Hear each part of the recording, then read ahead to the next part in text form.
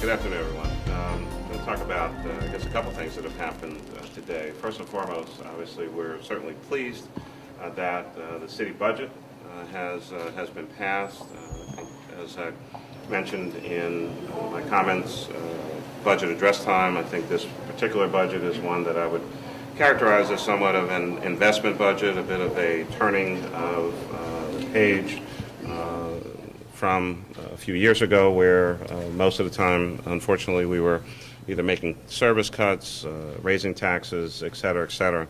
But this particular budget gives us the opportunity to make some significant investments in a variety of areas, and it's always good just to get the city budget passed. Secondly, I want to thank City Council and the members for passage of the first part, I guess, if you will, of a two-part process involving borrowing to help with the financial challenges that our school district has been facing year after year after year for at least the last few years.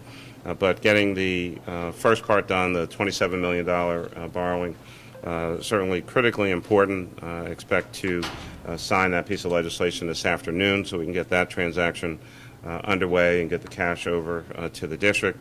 And again, thank the council for the introduction of, I guess, a new bill that will get taken up somewhere in the next couple months to provide additional cash resources to the school district, again, in its continuing efforts to try to provide quality education to the young people of Philadelphia.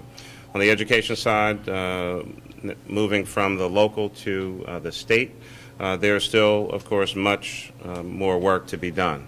We are singularly focused on trying to get the statutory enabling legislation with regard to the already approved cigarette tax here in Philadelphia. Again, City Council passed that piece of legislation last year, 16-0.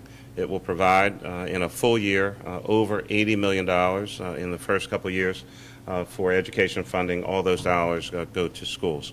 Second, we need a technical amendment to the sales tax bill that the General Assembly passed last year with regard to maintenance of effort provision, and we continue to focus on trying to get additional funding from the what was formerly a charter reimbursement line item in the state budget to help with the continued operations and, in some instances, expansion of service by charter schools, which are public schools, here in the city of Philadelphia. So still much work to be done, although, again, certainly pleased that the city budget is passed, the $27 million borrowing is done. I look forward to the activities, legislative activities with regard to the new proposed borrowing, and all efforts now focused on getting the General Assembly to do its part, as we've asked on a number of occasions, as Council has completed, at least for the moment,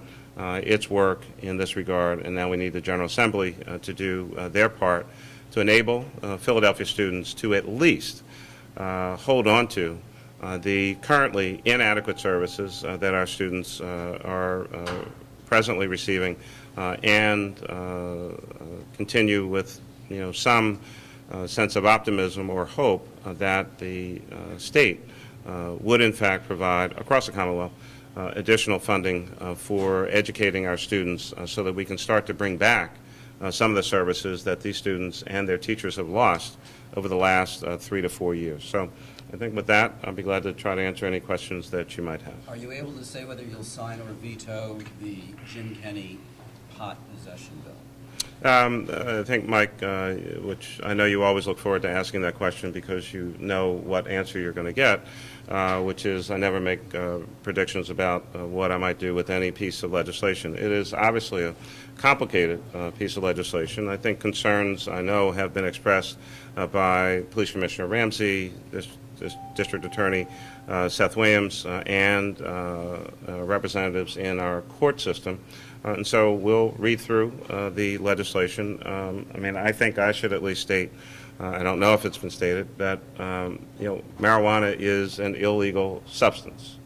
And so I don't know that at the local level we can actually, in fact, decriminalize something that the state deems to be an illegal substance. And I understand the theory of the councilman's concerns about folks with small amounts of marijuana in their possession. Now, obviously, the best way not to get arrested for having small amounts of marijuana in your possession is to not have small amounts of marijuana, meth, crack, or heroin in your possession, all of which are illegal in the Commonwealth of Pennsylvania. And, the absolute guaranteed way not to get arrested for having a small amount of marijuana in your possession is just not to have it on you. So, we'll see. But it is, in fact, an illegal substance, and I'll review the legislation over the course of the summer. Councilman Kenny has said he will ask you to sign an executive order putting this measure into place immediately. What's the odds of that happening? Well, he hasn't talked to me about that. So, I appreciate you trying to ask the question on his behalf. But he is quite well versed in the English language, and when we talk, I'll listen to what he has to say. But this is the first I'm hearing about that. Mayor, Generally do you speaking, think you're that not the in favor bill of as legislation? it's written would be overturned with a Supreme Court challenge? That's what Councilman O'Brien and some others have said. In other words, do you think it would be susceptible to that? I am nowhere near qualified to predict what the Pennsylvania Supreme Court might do Do you think in a legal manner. You So know, I'm well, not do you even think not even going to go there. The SAM program is a good alternative? That's another view expressed by some of those who have opposed it. Are you talking about the program that the district attorney has? Right, exactly. It is certainly a good program, and I think I've commended District Attorney Seth Williams in the past for his efforts in that regard and trying to, in his capacity as a district attorney, address many of the same issues that I know Councilman Kenny seeks to address. So, again, the bill just passed. We have some time over the course of the summer, and I will give it an absolute, serious, legitimate look on the substance of the bill and, of course, the broader issues at hand. Broadly Bruce, sure. speaking, do you support or do you not support the idea of further lessening the penalties for possessing small amounts of marijuana? As I said earlier, the substance in question is, in fact, illegal. So the balancing act here is, how do our police officers spend their time? How does the court system spend its time? And as I was asked earlier about the SAM program, are there things that we can do that, don't clog up either the court system or have police officers spending a whole lot of time with some folks in this particular instance who, are not violent criminals, who are not, robbing, stabbing, shooting, beating people on a regular basis, and, obviously are making a mistake in judgment. But how do we spend our time and precious resources to address those particular issues? And so, those are the things that I'll be taking a look at and thinking about over the course of the summer. question was, do you support I know, reducing penalties or not?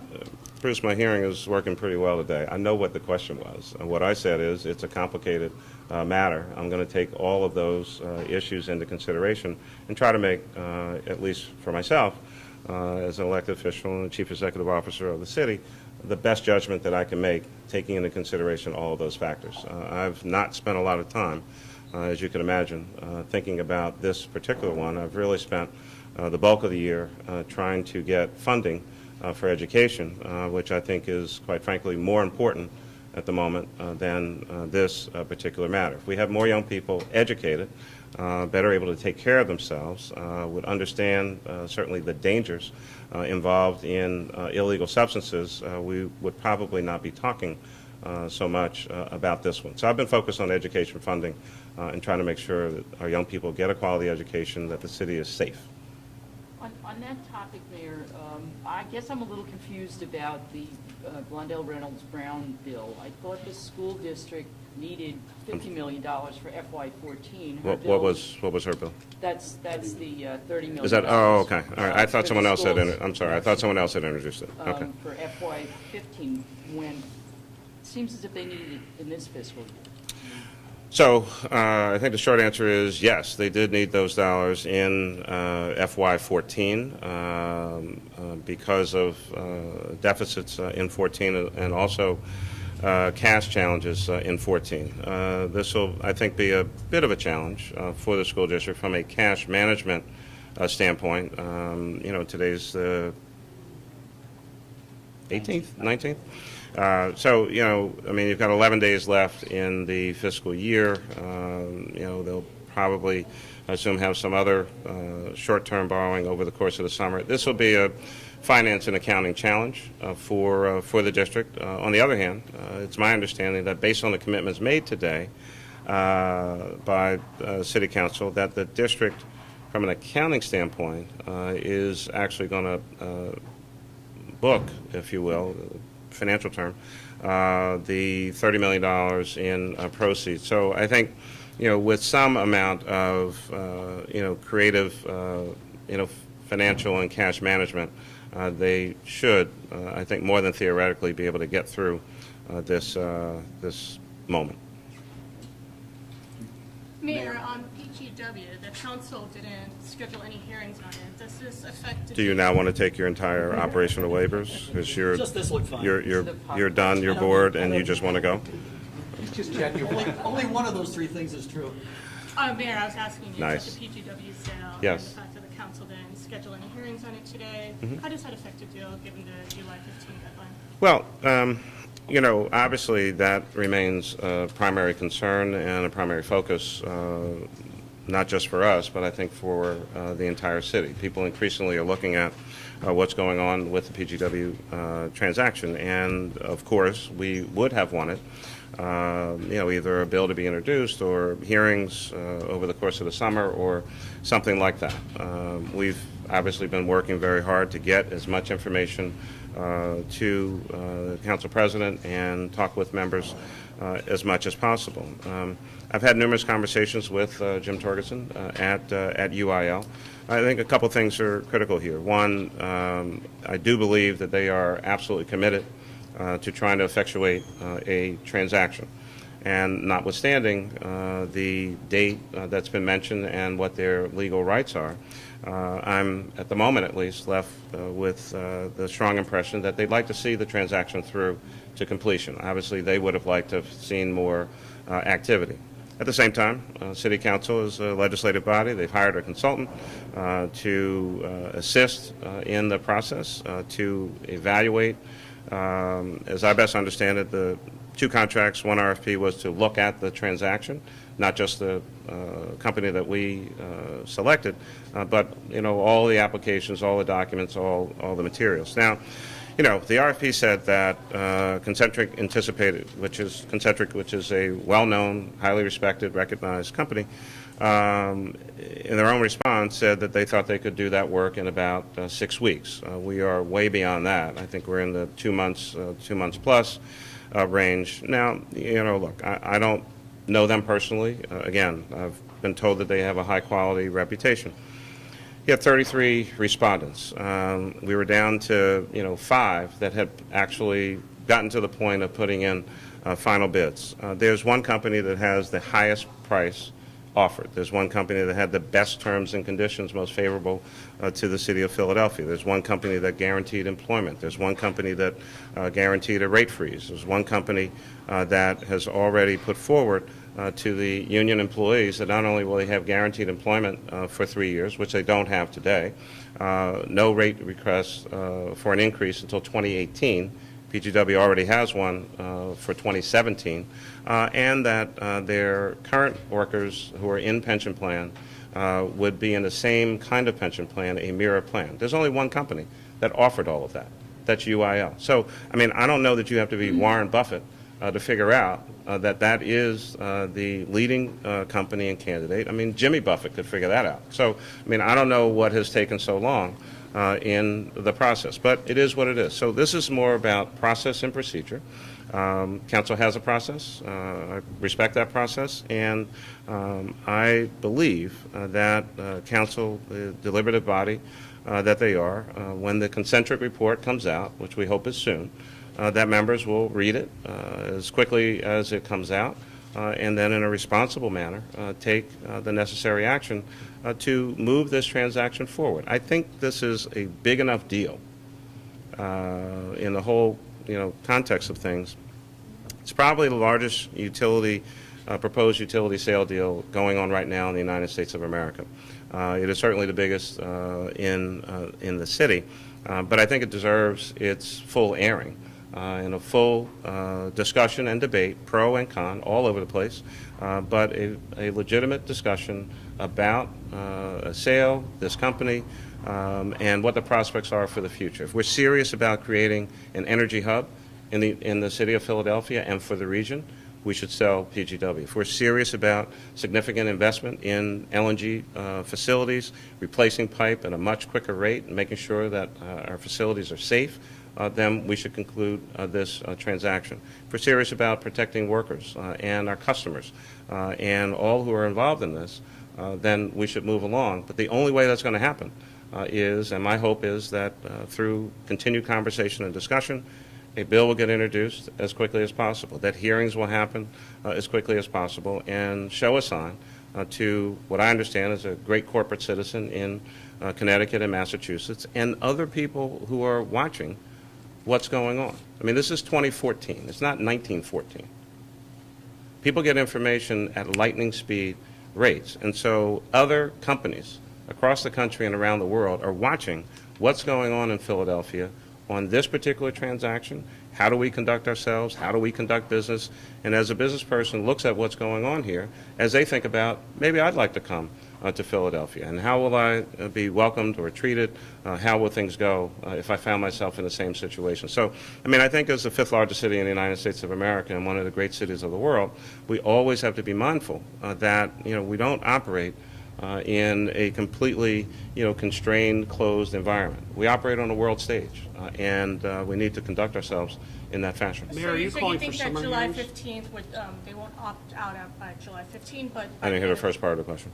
You don't think UIL would opt out by July 15th, but they're committed to staying for the rest of the year to see this process through? I would certainly hope they wouldn't, but I can't stand here today and predict or say with certainty. I've not talked to Jim Torgerson in probably, I guess, about a day and a half. We talk on a pretty regular basis. Again, he was very optimistic about trying to move the transaction forward. Again, everybody's well aware of, the date in the document, but my sense from him continuously has been, we understand that there is a process. We know that we have to go through certain procedures, but we want to see this transaction through to completion. So what were you saying? Are you calling for hearings over the summer on the matter? Well, there hasn't been a bill introduced, so, it's a little difficult in the way we conduct our business here. It's hard to have a hearing on a bill that doesn't exist. But I think that with a concentric report, obviously, council members can have discussion and briefings and just get the materials that they need, such that when council returns from the summer recess, that we'd be in a better position to really move forward in a fairly expeditious manner. Mayor, are you reaching a level of frustration about the pace of what's going on here? Because, it impacts your budget. Are we talking about anything in particular? PGW. Oh, okay. Yeah, No, we always want things to move along as quickly as they can. Part of the job here in this building, no disrespect to other levels of government, but, the thing about local government is, something that, we refer to as GSD. You have to get stuff done and make things happen, move things along. And so, again, the council wants to look at the transaction. It is huge, no question about that. We've hired a consultant. They've asked for a report. When you looked at the response by the consultant on their own timeline, we put our time and effort into this process in a way that would match up or mirror what the consultant, Concentric, had said that they could do. So, it is what it is. We are where we are, and we're going to continue to try to move forward. This is a big enough transaction, a big enough proposal, that it should get a certain level of time and effort, but, we shouldn't take forever. Mayor, when you mentioned that people are watching all across the country to see, how businesses are treated, do you mean that council is being obstructionist or that they're unfriendly to business? What did you mean by that comment? It was just a statement of fact.